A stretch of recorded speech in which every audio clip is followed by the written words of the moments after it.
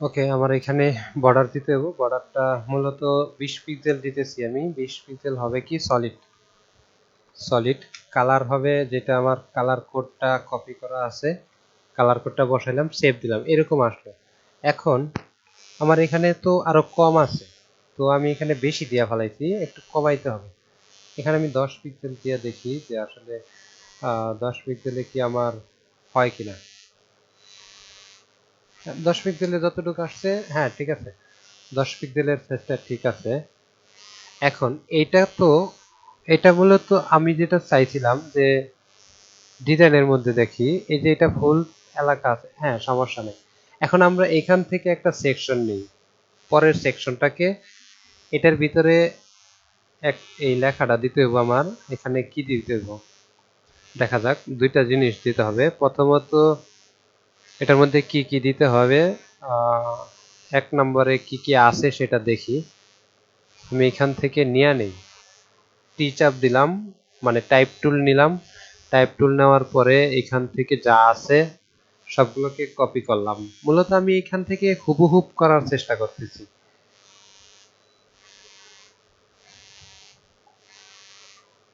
এখান থেকে যা আছে তাই নেওয়ার চেষ্টা করতেছি।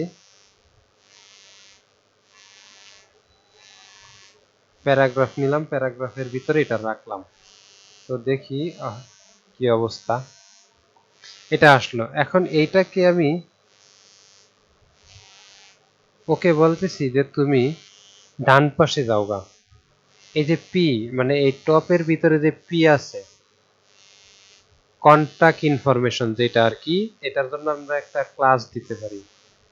ক্লাসটা হইতেছে এখানে ক্লাস দিতে পারি অথবা ক্লাস ছাড়াও দিতে পারি। যদি ক্লাস দেই তাহলে স্পেসিফিক জিনিসটা সিলেক্ট করতে পারি। এখানে আমি ক্লাস ছাড়াই সিলেক্ট করি, পরে ক্লাস দিমুনে। ক্লাস ছাড়া কিভাবে, টপ হেডার, তার ভিতরে যেটা যেই চাইল্ড আছে এটা হচ্ছে পি। এখন পিটাকে সিলেক্ট করলাম, পির ভিতরে সিলেক্ট করলাম, এটাকে আমি ডান পাশে নিয়ে নিতে চাইতেছি, চাইতেছি সে ডানে যে যা, তাহলে আমি লেফট,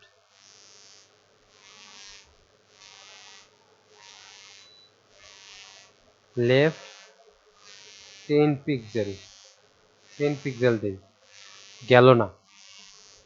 না যাওয়ার কারণ হচ্ছে লেফট 10 পিক্সেল একে দিতে হবে অ্যাবসোলুট পজিশন, পজিশন অ্যাবসোলুট, আর তার প্যারেন্টকে দিতে হবে পজিশন রিলেটিভ, পজিশন রিলেটিভ। এখন যদি আমি তাকে বলি যে তুমি ডানে যাও, যাবে।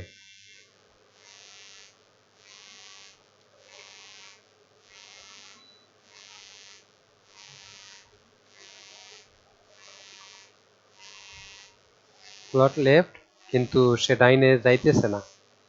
দেখি কি সমস্যা। এটা ডান দিকে নিতে হইব আমার। প্রথম শর্ত হইতেছে এটাকে ডান দিকে নিতে হইব। তো ডান দিকে নিতে হলে আমার পজিশন অ্যাবসোলুট, পজিশন রিলেটিভ, এগুলো কোনো কিছু প্রয়োজন নেই। আমার জাস্ট খালি এটাকে টেক্সট অ্যালাইন রাইট করে দিলেই ডান দিকে চলে যাব। তো এটার জন্য আলাদা একটা প্রপার্টি আছে, text align, text align right, right দিলেই আমার ডান পাশে যাবো এটা। এমনকি এখন আমি এটার ডান দিকে মার্জিন দিয়ে দেই, যাতে সে একবারে ডাইনে না যায়। কারণ আমার ইয়ের ভিতরে দেখেন এখানে কিন্তু একটু জায়গা ফাঁকা রাখা হয়েছে। তো একটু জায়গা যেহেতু ফাঁকা রাখা হয়েছে, এটার জন্য আমি একটা দিয়া দেই ওরে, যে ডান দিকে যাতে সে ফাঁকা থাকে, একটু ফাঁকা জায়গা থাকে, এটার জন্য মার্জিন দিয়ে দিই। তো মার্জিন,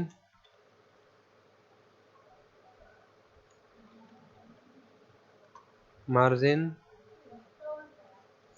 মার্জিন রাইট দিতে হবে, margin right, margin right 10 pixel দিই, সরি 15 পিক্সেল। এটা দেখতে হবে যে কত পিক্সেল আছে, এইখানে কত পিক্সেল জায়গা আছে এটা দেখতে হবে। তারপর আমি এভাবে দিয়ে দিই, হ্যাঁ এখানে আসছে, আমার যথেষ্ট পরিমাণ হয়েছে, এর থেকে আর বেশি প্রয়োজন নাই। এখন আমার সেকেন্ড সেকশনে চলে যায়, আমরা এই সেকশনটা কমপ্লিট করে ফেলাইছি আপাতত। এখন সেকেন্ড সেকশনটা হচ্ছে ন্যাপ বার। সেকেন্ড সেকশন কোনটা? এটা, এটা এই ন্যাপ বারের উপরে টপ ও বটম এই দুই জায়গায় আমি বর্ডার দিব, অন্য কোথাও বর্ডার দিব না, মানে উপরে নিচে বর্ডার দিব। অথবা আমি এইটাকে আলাদা একটা সেকশনে রাখতে পারি, যে সেকশনে রাখবো ওই সেকশনটা হচ্ছে এইটা। এই যে আমি একটা সেকশন নিলাম, এই সেকশনটার নাম দিতেছি আমি, ক্লাস দিতেছি বডি, ক্লাস কন্টেন্ট, কন্টেন্ট। তো কন্টেন্ট দিলাম, এটার ভিতরে আমি একটা ডিপ নেই, ডিপটা হবে বডি থেকে দুই সাইডে মার্জিন থাক, মানে প্যাডিং রাখবো এই কন্টেন্টের ভেতরে। এই কন্টেন্টটাকে প্যাডিং দিয়ে দেই, কারণ আমার এখান থেকে অল্প একটু জায়গা রাখতে হবে।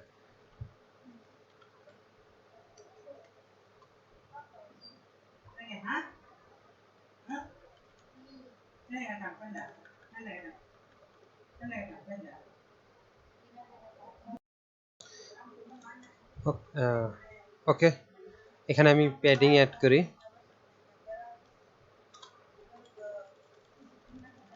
প্যাডিং আমি চাইতেছি যে দুই সাইডে প্যাডিং হোক, উপরে নিচে প্যাডিং এর দরকার নাই। তো এটার জন্য যেটা করব, উপরে নিচে হবে 0 পিক্সেল, আর দুই সাইডে হবে 15 পিক্সেল করে, 14 পিক্সেল করে। আমি এখানে কিছু একটা কন্টেন্ট দেই, তাহলে বুঝতে পারবো ব্যাপারটা আসলে আমি যেভাবে চাইতেছি এভাবে কাজ করতেছে কিনা।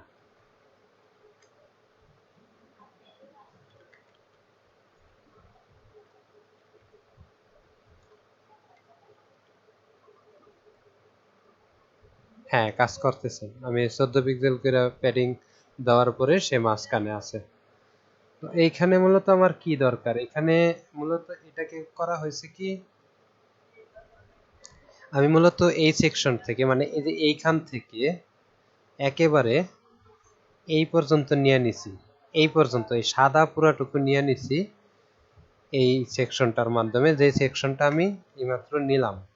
আমি স্ক্রিনটা বড় করি, তাহলে আপনাদের বুঝতে সুবিধা হবে। মানে আমি এই সেকশনটাকে, এই যে সেকশনটা, এই সেকশনটা মূলত আমি যে এই সেকশনটাকে নিয়েছি, এই সাদা এই যে এইখান থেকে একদম নিচে পর্যন্ত, নিচের সাদা পর্যন্ত। এখন আমি ভিতরে একটা ন্যাব মেনু নেব, ন্যাব মেনু। ন্যাব মেনুটা কিভাবে নেই দেখেন, এইখানে একটা ভিতরে একটা নিলাম ডিপ, ডিপ, অথবা আমরা আরো শর্টকাটে লিখতে পারি এইভাবে, ডট ন্যাব,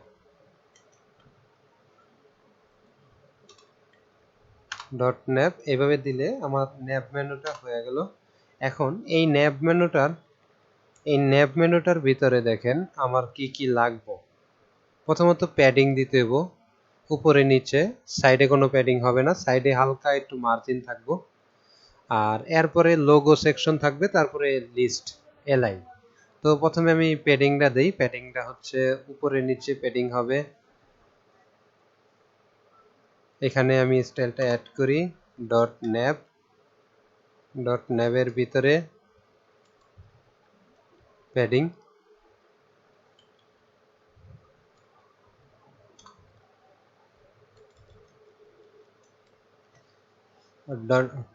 উপরে নিচে হবে, উপরে নিচে কত, 25 পিক্সেল করে হবে, 25 পিক্সেল উপরে নিচে। আর সাইডে, সাইডে 10 পিক্সেল হইলে যথেষ্ট, বেশি হয়ে যায়, 5 পিক্সেল দিয়ে রাখি। এ হইতেছে এটার প্যাডিং নিলাম, মানে এটার ভিতরে এখানে কন্টেন্টটা যদিও আসতেছে না, এখন আসবে। এখানে আমি অ্যাড করলে, মানে এখানে যদি আমি দুইটা সেকশন অ্যাড করি। একটা সেকশন হবে লোগো আর আরেকটা হচ্ছে মেনু আইটেম। তো দুইটা সেকশন করতে গেলে আমাদের যেটা করতে হবে ডট লোগো লোগো প্লাস দিলাম প্লাস মেনু মেনু তো ইন্টার দিলাম। দুইটা সেকশন হইলো, মানে দুইটা ডিভ হইলো, একটা হচ্ছে লোগোর জন্য আর একটা মেনুর জন্য। তো লোগোটার ভিতরে আমি একটা ইমেজ দিব। ইমেজটা আমার এখান থেকেই নিতে হবে, কারণ ইমেজ না মানে এই লেখাটা দিব। একটা হবে এটাকে h2 দিব, মানে এটা যতটুকু লাগে এটা দিব এটার ভিতরে। প্রথমত এটা দিব যে h2 এটা দিলাম। তারপরে আরেকটা দিব কি, ছোট একটা লেখা আছে,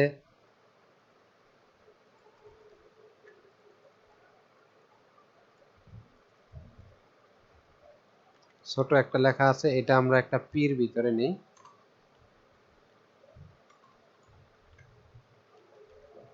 তো সেভ দিলাম ফাইলটা, দেখি আমার সামনে কিভাবে আসে। এইভাবে আসবে। তো এইভাবে আসার পরে আমার এই যে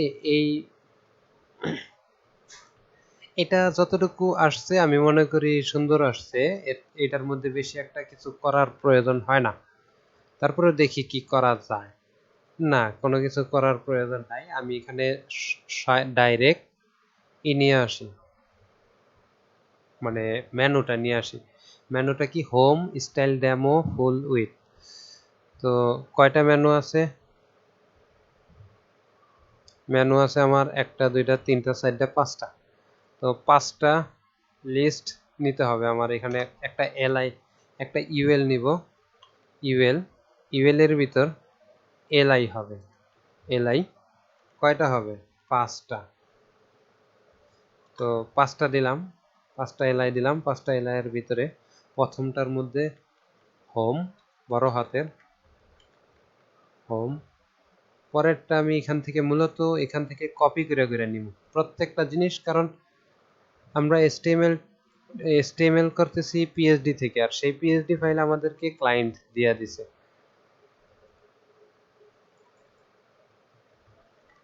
এখান থেকে আমরা মূলত কপি করতেছি, কন্ট্রোল সি দিতেছি, কন্ট্রোল পেস্ট করতেছি। মূলত এই যে আমি যে সিলেক্ট করতেছি, এটা সিলেক্ট করতে কিন্তু আপনার টাইপ টুল, এই যে এখানে এই টাইপ টুলটা সিলেক্ট অবস্থায় থাকতে হবে। আমি এখানে পেস্ট করতেছি, আবার যাই, এবার গ্যালারিটাকে নেই, গ্যালারিটাকে দেই 5 নম্বরে। এখন দেখি আমার পেজে কিভাবে আসে, মানে এই পেজের ভিতরে কিভাবে আসে।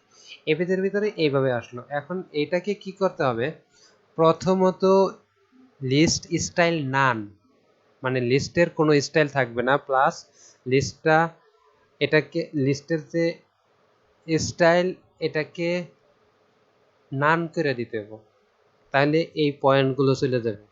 তারপরে এটাকে যদি ইনলাইন করে দেই, ডিসপ্লে ইনলাইন করে দেই, আচ্ছা ডিসপ্লে যদি ইনলাইন করে দেই তাহলে এটা একটার ডানে আর একটা চলে আসবে। তো করি এটা। প্রথমত এই মেনুর ভিতরে যেই এলআই আছে, ডট মেনু, মেনুর ভিতরে যেই এলআই আছে, ইউএল আছে, ইউএল, এই ইউএলটাকে আমি স্টাইল করতেছি। ইউএলটাকে মূলত আমি এখন স্টাইল করতেছি।